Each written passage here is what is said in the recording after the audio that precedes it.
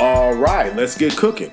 Welcome to the latest edition of Chin Check Sports Radio. I'm your host, JD. I want to thank you all for taking the time out to join us. And as always, we welcome any suggestions, feedback, comments, and criticisms, which improves the quality of our program, which ultimately improves your listening experience. Before we get started, I want to send you all our thank yous for your tremendous support. I tell people all the time, this is what we do, and we enjoy what we do, and we just wanted to continue to bring you quality programming, for this is fun for us. And I say this jokingly, that we're building our listening army, and we're going to continue to march and take over the airwaves and take over YouTube, and like Pinky and the Brain says, eventually we're going to take over the world. On this particular episode, I wanted to discuss the recent fan altercations involving professional athletes, how fans now are becoming more unruly and, quite frankly, committing criminal acts. You have Russell Westbrook of the Washington Wizards, who was leaving a playoff game with an apparent injury. Then a fan decides to take it upon himself to dump popcorn on the man, and he had to be restrained physically by 4 people. You have Trae Young, the guard that plays for the Atlanta Hawks, who appeared to be spat on by fans in New York City. And by the way, these are the same fans who are finally allowed to be back in the arenas during the pandemic, or as we start to climb out of the pandemic, and their behavior has been disgusting. But to be really honest with you, the behavior has gotten worse.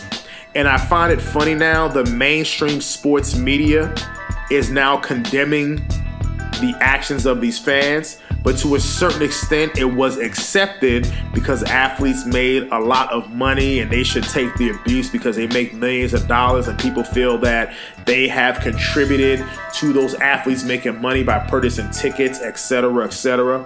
So we really want to do a deep analysis as to why people have such vitriol towards professional athletes, why there's a hatred towards professional athletes, as we stated before, because you have a lot of rich, young, black professional athletes. You have those problems there too, but sometimes I think it even goes a little deeper than that, and those are topics that we definitely want to cover. Why are the modern day American sports fan, why they are the way that they are? So let me give you some incidents involving fans and professional athletes at the actual stadium. In 1995, look up a guy by the name of Vernon Maxwell, who played for the Houston Rockets, 2-time NBA champion, played with Hakeem Olajuwon as well, and later on Clyde Drexler. The announcer Kenny Smith that you see on the TNT show with Shaq and Charles Barkley, Smith, he was on that team. Vernon Maxwell, in 1995, a fan made a comment about a miscarriage that he and his wife suffered. Vernon Maxwell then decides to knock the fan out and broke the guy's jaw. Maxwell was fined for that, and I'm sure he was glad to pay every bit of the damn fine. To make a comment about something as tragic as somebody suffering a miscarriage, it is disgusting. I think the person is, quite frankly, morally repugnant. And the fact that he got his ass nice and kicked, he more than deserved it. In 1999, Lincoln Kennedy, who was an offensive tackle for the Raiders, in a game against the Denver Broncos fans threw snowballs at the man, so he decided to jump into the stands and punch the fan cold. In 2001, the Cleveland Browns were playing a game against the Jacksonville Jaguars, and because the fans in Cleveland were upset because the referees decided to overturn the play or to review a play, and they were upset at the outcome, they decided to throw bottles on the field that caused the game to be delayed, and the bottles actually struck some of the damn players. Now, the Cleveland fans not being upset because your team was god-awful, you're throwing bottles at the fans because you're upset about a call of a game that you have no direct impact on. Now, the one sport, athlete, and fan that people will never ever forget is the Malice at the Palace back in 2004. Now, folks, let me give you the rundown on this. The Detroit Pistons were the reigning, defending NBA champions. This was the beginning of the 2004 season. And they had beaten the Indiana Pacers in the Eastern Conference Finals the previous season. So the Pistons and the Pacers were seen as the top two teams in the East. And of course, this was an early statement game. Again, it was early in the NBA season, but it's an early statement game. And the Pacers, in fact, were winning that game. So there was a confrontation in the fourth quarter between Ben Wallace, who I believe just was inducted into the NBA Hall of Fame, and Ron Artest, what now known as Meta World Peace, but then known as Ron Artest. There was a confrontation in which Ben Wallace then shoved, then known as Ron Artest. He shoved him, and Artest decides to lay on the scorer's table. No harm, no foul. Then a fan decides to throw a cup of beer at Ron Artest. Ron Artest, all 6'9", maybe 250, 260 pounds solid muscle, then jumps into the stands and confronts who he believed threw the beer at him. His teammate Steven Jackson then jumped into the crowd and started swinging on fans as well because he felt Ron was in trouble and was actually knocking guys out. You had other players jumping into the stands trying to pull people out. Their teammate on the Pacers, one Jermaine O'Neal, while I don't know if he was running to the encounter, he decided to punch a fan in the face. Now, what I find funny now is everybody is condemning the fans. Everybody is on the side of the athletes. But go back and listen to every sports talk radio show that there was. Everybody condemned Ron Artest when in fact Ron Artest was suspended for the entirety of the rest of the season. Jermaine O'Neal got some games. Steven Jackson got some games. And people actually sided with that. People felt, well, it's only fans. Athletes have to maintain a certain standard. It was no reason for that. There was no reason to ever jump into the stands. I next go to Antonio Davis, longtime power forward in the NBA. He felt his family was in some type of danger. He then jumped into the stands to defend his wife. Didn't throw a single punch at anybody, and still was suspended for a couple of games because, again, the NBA had it where there was no reason to ever jump into the stands. So you have fans throwing beer at players, fans attacking players, and the players are defending themselves or the players are held to a higher standard. Let's go to 2004, the American League Championship Series. Yankees playing the Red Sox. The Yankees were up 3-0. The Red Sox are making a comeback. They're tied. I believe this was game 6, so they would have been down 3-2. There was a crucial play in the game where Alex Rodriguez hit a single to the pit that landed near the pitcher. The pitcher throws A-Rod out at first base. The problem was, A-Rod was safe because he knocked the ball out of his hand. That scored a winning run. That was Derek Jeter. The problem was baseball rules. He couldn't interfere with that. So after review, he was ruled out, and that sent Derek Jeter back to third base. What they didn't tell you was that the New York fans started throwing items on the field, and police, the same NYPD who people hate, had to stand on the field and protect the athletes while fans were throwing bottles on the field because they were upset about the right call in a sporting event. Let's go to 2005. Gary Sheffield, while playing at the aforementioned Fenway Park in Boston, playing against the Red Sox, a fan decides to swing at Gary Sheffield, and while Gary Sheffield is confronting said fan, another fan decides to throw beer at the man. Let's go to 2007, the Utah Jazz, with their Mormon fans upset at calls that were being given to the San Antonio Spurs, decides to throw cups and beers at the San Antonio Spurs players as they are walking off the court. Folks, I can do this all day, and guess what? I got some more for you. Mike Piazza. Fan threw a water bottle at the man after hitting a home run. Folks, what does this say about the behavior of the average sports fan? Let's go way back to one marvelous Marvin Hagler, and I talked about this when I did my tribute broadcast to him. He wins the middleweight title in London, England, and not having that moment where to have the belt put around his waist, to have his hand raised in the ring, which is the culmination of years of hard work and perseverance and determination, is being pelted with fans in London, England. And because they were upset, he beat the brakes off of their champion, so the man had to be hustled out the ring and be awarded his title inside of the dressing room, and the man couldn't even take a picture inside the ring. So sports fans' behavior, I swear, is rather abhorrent, and quite frankly, it's disgusting. Now, we know that this is a fact, and I find it's funny where now you have these sports shows where people are now really talking about the fans, when in fact they supported the fans years ago when they pulled that stunt with Ron Artest. And go back and take a look at some of those videos as well as sports talk shows. Now the question is, why do fans behave the way that they do towards professional athletes? One of the reasons I stated before is because fans really believe that they have a direct impact on the sporting event, specifically when it comes to the athletes making money.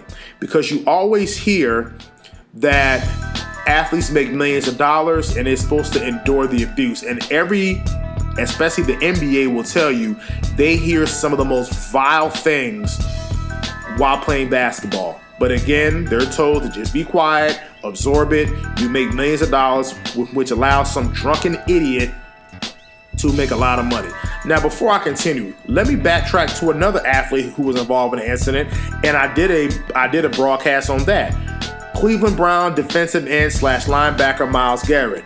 While taking a picture with the fan decided to punch Myles Garrett. And I said this before on that broadcast. If Myles Garrett would have found that fan and stomped a mud hole in his ass, what would the media be saying? Oh, he's a big defensive end. He should know better, and he makes millions of dollars. Just throwing that out there too. The average sports fan feels because they buy a ticket, they buy concessions, they park, they feel that it's their money, is contributing to the exorbitant salaries that professional athletes make. Part of it is true, and we broke this down in a previous broadcast that we talked about the NFL's business. Where yes, athletes make money based on obviously ticket sales and everything. The problem is, and I think COVID last year kind of really showed fans that they don't need you at the stadium, because in the NFL, really, if you take away towards the end of the season, maybe some of the playoff games and obviously the Super Bowl, the majority of the NFL season was played without fans. Majority of the baseball season was played without fans. So if anything, a lot of the athletes' money comes from television revenue. This is something that I've been talking about for the longest. A lot of professional athletes' money comes from television. You have the SEC network, you have the ACC network, CBS showing this games, the NFL contracts. Now the NFL is talking about maybe having games on Amazon Prime. I believe it's discussed already. You have big $1 million deals for the NBA package and Major League package. So really, the COVID pandemic showed that do they really need fans at the game? Because again, there were no fans at the game, hence no parking, no concessions, no t-shirts. So all the money was generated off of television deals. So, but again, the average sports fan believes that they have a direct hand in the money that the athletes make and them being multi-millionaires. The other thing that I've noticed with American sports fan, and I was looking, and I've heard this study before. Now, the only study that I've read recently is that 1 out of 5 loving sports males believe, if you take 5 sports guys who watch sports, one of them, so you say 20%, believes that for some unforeseen circumstance, they could have been a professional athlete, whether it was an injury, bad break, didn't get the opportunity, wrong place, wrong time, whatever the case may be, and that's in Great Britain. I'm pretty sure if you ask the majority of American sports fans if they feel that they can be a professional athlete, the numbers would be much higher.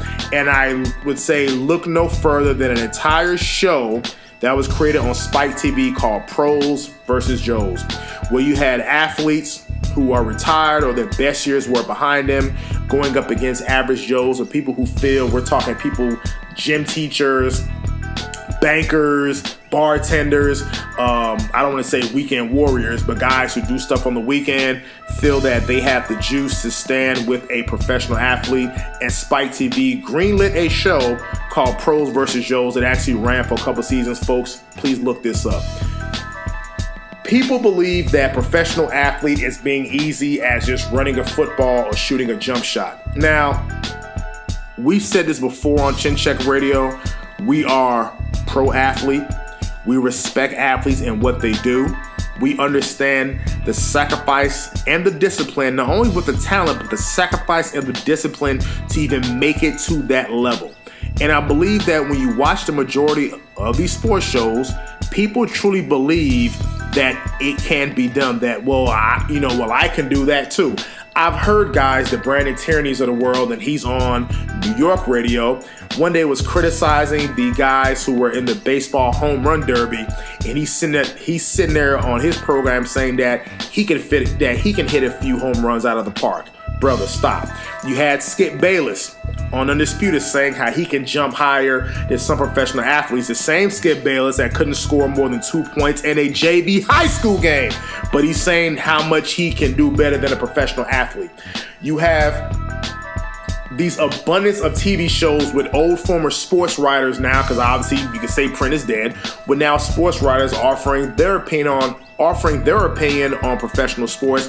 And sometimes I do feel that it does tend to get a little bit personal when talking about professional athletes, because again, especially in the major sports in America, basketball and football, they are black professional athletes. So a little bit of, and I'm not going to say racism, but a little bit of jealousy based upon race, that these young black males are making this kind of money, in some cases fresh out of high school, fresh out of college.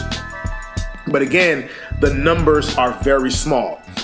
And that's what the problem is. People think that being a professional athlete is so easy. Yes, you play a sport for a living, but the preparation, the discipline, the eating the proper food, getting where you need to be is really not easy at all. It's really not. But people have a need where they only see the finished product. They never see the work that goes in to making the finished product. So when they see the finished product look so easy, they automatically assume that it's easy, not even understanding the work that went in to creating the finished product. That's why on all these sports shows, you have people on there just talking about nothing, offering their opinions.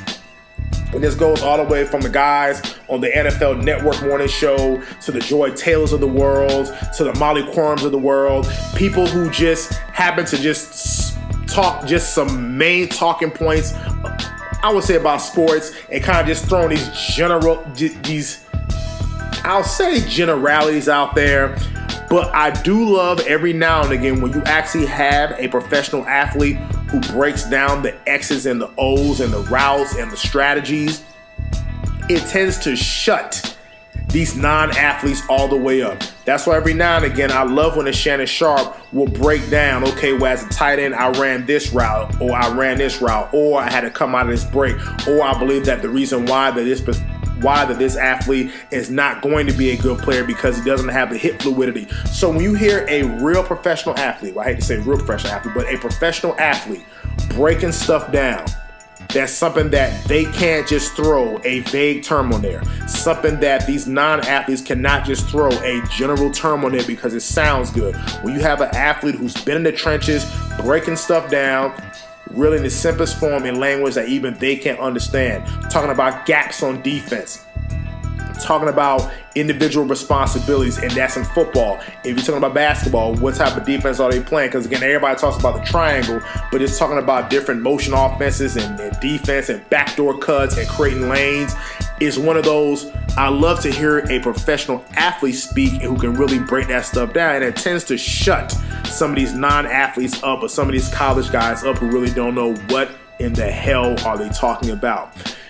Now, when that goes into that, people think that playing professional sports is so easy.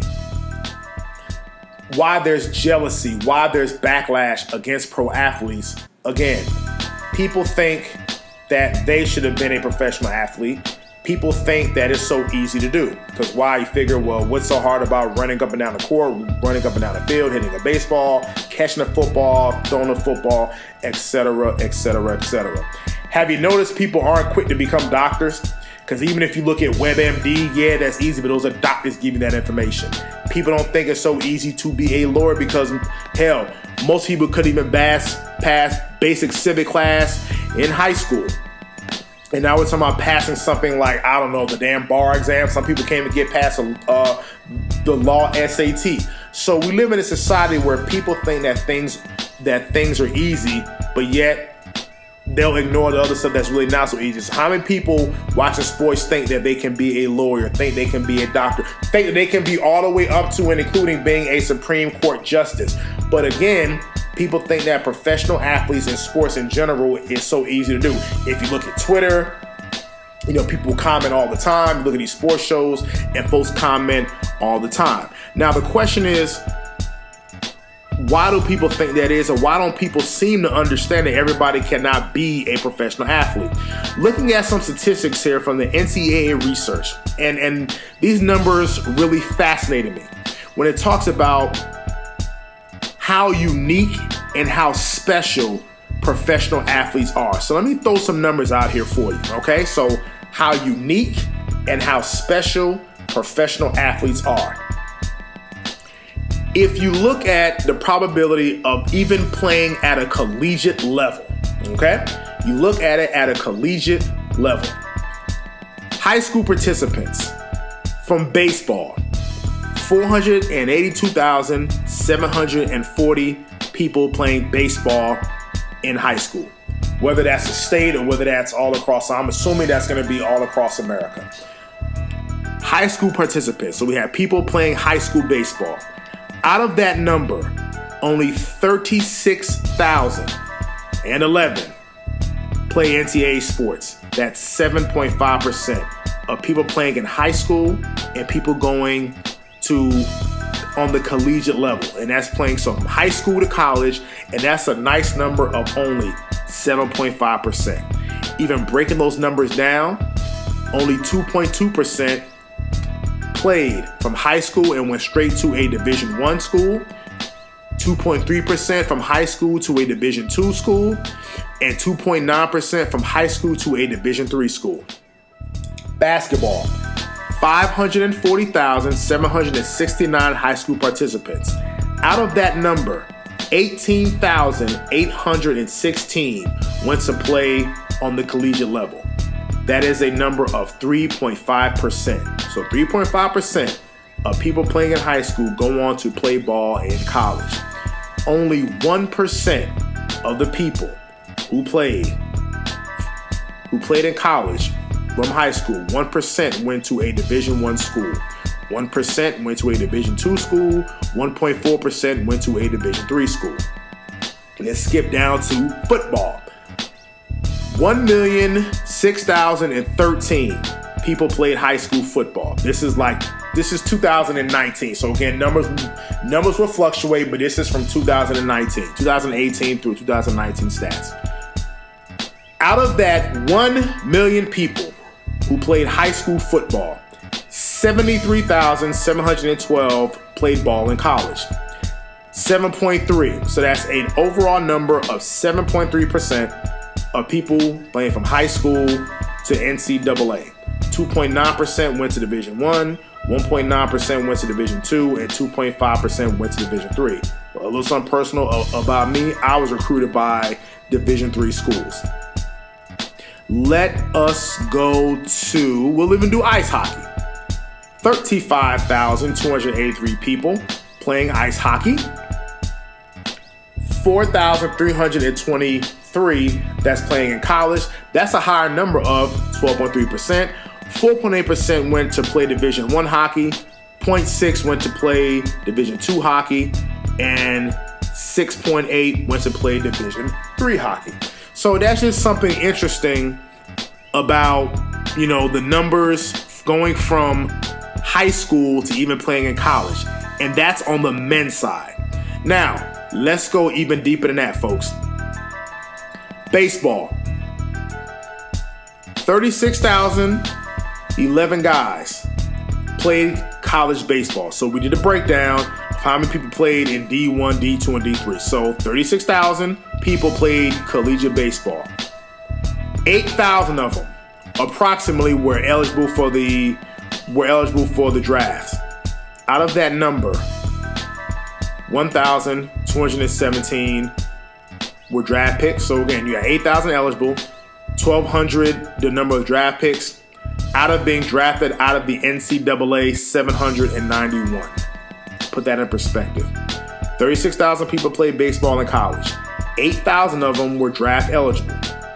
There were a total of 1,217 draft picks, and only 791 of them were actually drafted out of the NCAA for 9.9%. Put that into perspective, ladies and gentlemen. 9.9%. Now, if you look at baseball, the reason why there's such disparity, because we know baseball imports, I don't say import, but they have a lot of guys from the Japanese League, the Dominican Republic, Venezuela, so a lot, the Cubans, the Puerto Ricans, a lot of them don't even go to college. They're just some guys who are just found who have immense talent. Let's go to men's basketball. 18,816 guys who played basketball at the collegiate level. 4,181 are draft eligible. Folks, you want to know how many folks are actually drafted out of the NCAA? 52. So again, out of 18,000 guys who played basketball in college, 4,000 of them were draft eligible. There were 60 draft picks in the NBA draft. 52 of them were drafted out of college. 52. Folks, that's 1.2%. Keep that in mind. And that's going to the NBA. That some people say you can even look at numbers, guys who play internationally. Now, 60 draft picks in the NBA, 52 drafted out of college. Where's the other 8? The other 8 are your European players who are brought into play. Put that into perspective. We don't want to skip the women here. Let's go to women's basketball. 399,067 women played high school basketball. Out of that number, 16,509 played collegiately. 1.3 played at the D1 level, 1.2 played at the D2 level, 1.7 played at the D3 level. Let's go to women's basketball. 16,000 played college basketball. 3,000, well, I'll give you the exact number. 3,669 were draft eligible. Out of 36 available draft picks in the WNBA, 31, folks, 31 were drafted by the WNBA. So out of the 16,000 people who played ball in college, out of the 3,600 people who were eligible for the draft, 31 of them were drafted. What happened to the other 5? Again, we know basketball, they bring a lot of players from Europe and obviously from foreign countries. Let's go to ice hockey here. 4,323 people played ice hockey in college. 961 of them were draft eligible. There were 217 draft picks. 71 of them were drafted out of college. Funny, isn't it? Out of 961 guys who were draft eligible, out of the 4,000 who played hockey in college, out of 217 draft picks, only 71 of them were drafted out of playing college hockey. Again, if you know anything about hockey, a lot of players come from where? Canada, your European countries, etc., etc. The biggie, football, the NFL. 73,712 people played collegiate football. Again, ladies and gentlemen, that's spread out amongst Division I, Division II, and Division III. So put that in perspective. 16,000 people, 16,380 people are draft eligible. Out of that number, ladies and gentlemen, 254 draft picks. Now, of course, football is a little bit different because everybody who plays in the NFL, 9.99999 out of 10 are guys who came from NCAA. So put that in perspective, ladies and gentlemen. 73,712 people played college football. 16,000 were eligible for the NFL draft. There is a total of 254 draft picks. 254 players were drafted to play in the NFL. Folks, I give you these statistics to understand it is not easy making it to the level of a professional athlete. Now, I broke the numbers down from high school to college. The numbers drop right there. And from college to make it to a professional sport. So if this really doesn't break down for you how hard it is to make it to a professional level, that says a lot. And that's guys who drafted. We didn't even talk about your undrafted free agents and stuff like that. I know quite a few professional athletes. And I spoke to them and they said, man, I was only a practice squad player. I was, I sat on the bench. I only played in the preseason. And I shut every athlete up and I said, you know what? You could have been a bench warmer. You could have been, a practice squad player.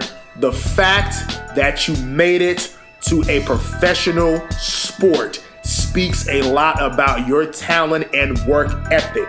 It is simple as that. I've known guys who were, quote, practice squad players in the NFL, guys who played in the preseason, played in the NBA on rosters and stuff. I know quite a few of them, and I told them I respect the hell out of you to even making it in the first place, because guess what? Out of that 250-something people that were drafted, those guys who are equally as talented as you and probably some even more so. So to make it to that level, knowing how very small the numbers are.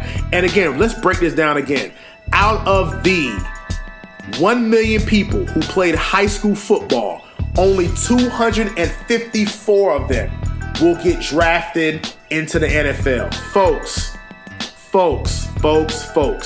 understand, it is not easy getting drafted to any professional sport. And for these people, for these fans, to behave the way that they behave because they think in their mind they contributed to the athlete's success. They think in their mind that they're responsible for the athlete making their money. In their mind, because they believe that it's easy. And in their mind, or they believe that for unforeseen circumstance, they should be right there with the athlete. And I hate to break the news to a lot of you all. You're not as good. All you're going to do is talk about it on YouTube like what we're doing now, or comment on it on Twitter, or say little slick stuff on TV. That's all you're going to do. Respect these guys and leave them the hell alone. When I've gone to sporting events, I've been to basketball games, I've been to football games, I've been to boxing matches, I've been to a hockey game, I've gone to mixed martial arts fight. I'm a fan. Yes, I agree. You can cheer, you can boo, you can clap, you can give thumbs down. But now it's to the point with fans, you are committing criminal acts against these guys. Throwing popcorn, spitting, throwing bottles, throwing beer, and to me, it disgusts me that now the sports media is now jumping on the bandwagon. Oh my God, these fans' behavior is so ridiculous. The fans have always been that way, and you all have excused it. Every one of you in mainstream sports media has excused fans' behavior for the simple fact that you all felt that athletes should take that type of abuse because they make money. Now the fact that, again, when you appease people, like Churchill once said, the appeaser is one who feeds a crocodile hoping that it will eat him last. And the fact that sports fans have been appeased and their behavior has gone ignored and unchecked, and what happens with people, they do not become chastened and become much more emboldened. And now you're starting to see, and I don't want to hear it's two isolated incidents, because I've read incidents really since 1995, and that's just some small stuff of fans' behavior at sporting events. And yes, and I hate to tell you this, my fellow sports fans, they don't need you, because the NBA ran fine inside their bubble. A new champion was crowned inside the bubble. Same thing in baseball, and the NFL got through an entire season, including travel, without fans. So guess what? You're not as important as you think you are. Watch the games, pay for your ticket, sit your ass down, and shut up. Now, switching gears a little bit here. Kwame Brown. Let me just say this. Brother, keep doing what you're doing, Kwame. For those, and I don't want to get too into it, but Kwame Brown, number 1 draft pick of the Washington Wizards, of course, is seen as, quote, a bust, even though he played 12 years in the NBA. young, fresh out of high school. And yes, the Stephen A. Smiths of the world, another jackass of the mainstream sports media, has been saying slick stuff about this man for 20 years. Other players have decided to say slick stuff about this man for 20 years. And now Kwame Brown has been firing off YouTube video after YouTube video after YouTube video, dropping the ether on these folks. And you know what? I love it. Kwame, keep on going upside the head, and that's why you hear the background music playing, because he is dropping that ether on them, and I love it, I love it, I love it. It's been a long time coming for the Stephen A. Smiths and the Jamel Hills and all these people in mainstream sports media. They've had it for a long time coming, because again, they think that they are better than these professional athletes. They think they are smarter than these professional athletes. And deep down inside, they think, they wish, and they are jealous of these professional athletes because of the money that they make. And they think they can do it, and they get paid to offer their opinions on something that they have never, ever done before. So Kwame Brown, officially at Chin Check Radio, we stand with you, brother. We respect what you're doing.